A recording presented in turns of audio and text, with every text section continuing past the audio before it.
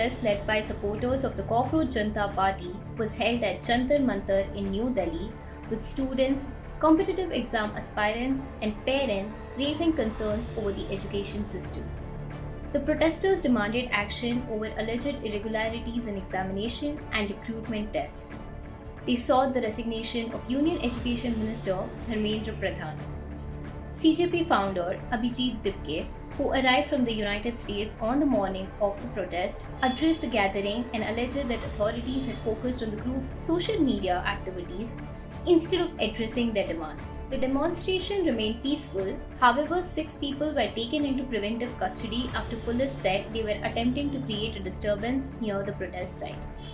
Security was tightened across the national capital, with more than 1,000 police personnel deployed at sensitive locations, including the airport and border entry points. Police also increased security outside Dipke's residence in Chhatrapati Sambhaji Nagar in Maharashtra to prevent crowding and maintaining order.